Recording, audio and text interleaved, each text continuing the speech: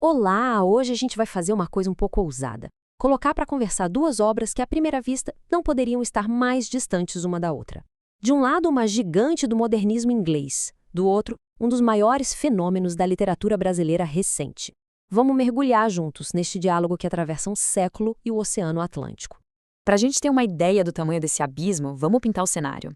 De um lado, a gente tem a Londres de 1925, aquela metrópole se reerguendo depois da Primeira Guerra Mundial.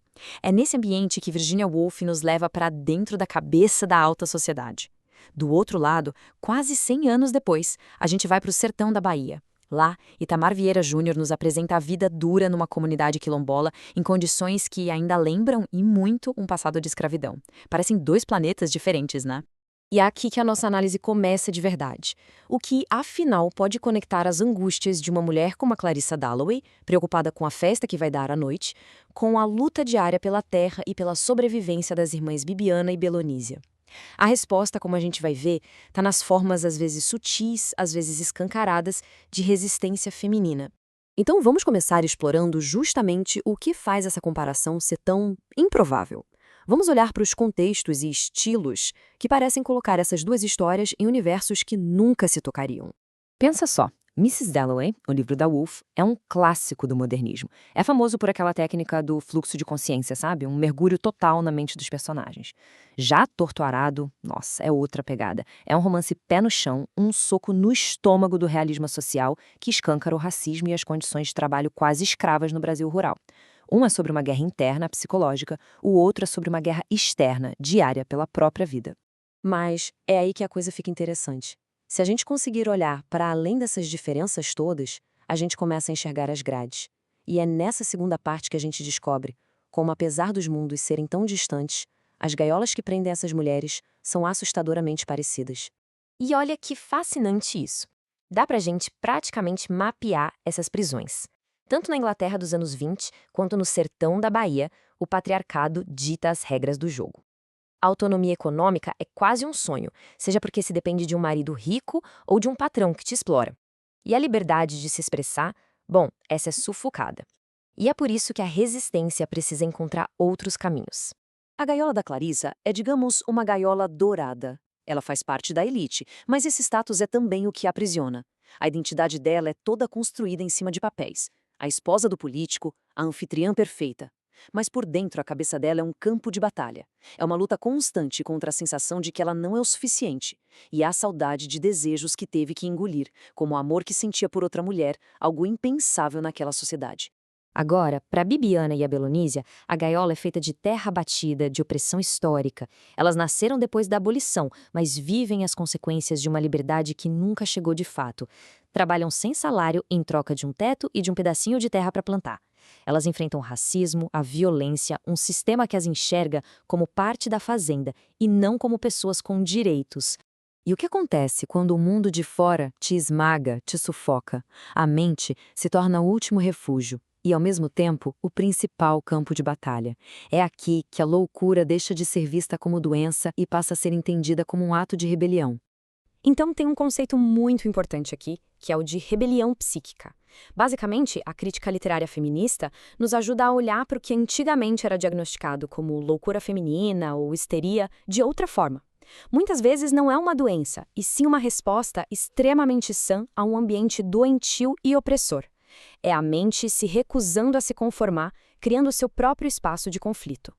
Um exemplo brilhante disso é o caso da Clarissa. Quando ela fica sabendo do suicídio do Septimus, um veterano de guerra traumatizado, ela não sente horror. Ela sente uma afinidade estranha, uma conexão. Ela entende o gesto dele como uma recusa total, um jogar tudo fora. A morte dele, para ela, é uma forma de preservar algo verdadeiro que a sociedade estava tentando destruir.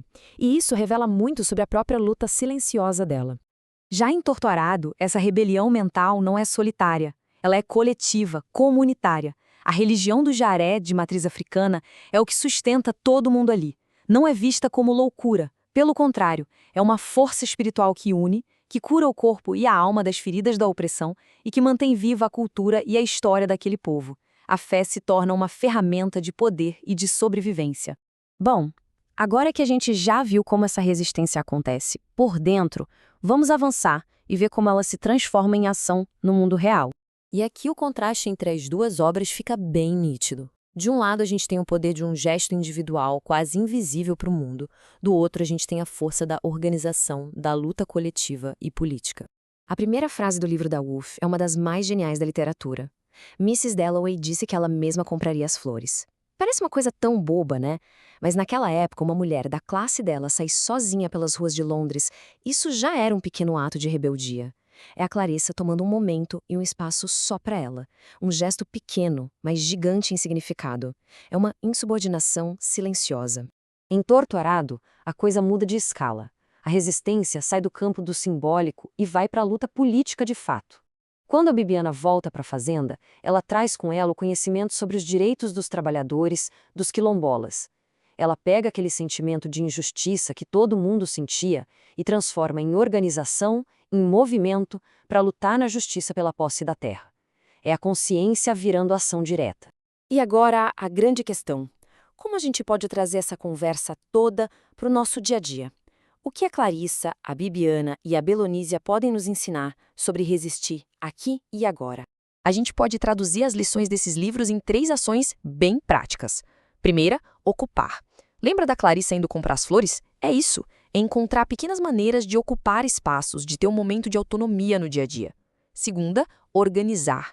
Como a Bibiana, a gente pode fortalecer nossas comunidades, seja trocando uma ideia, oferecendo apoio, se juntando por uma causa. E terceira, lembrar. As 2 obras mostram que contar e guardar as nossas histórias é um ato de resistência poderoso que mantém nossa identidade viva.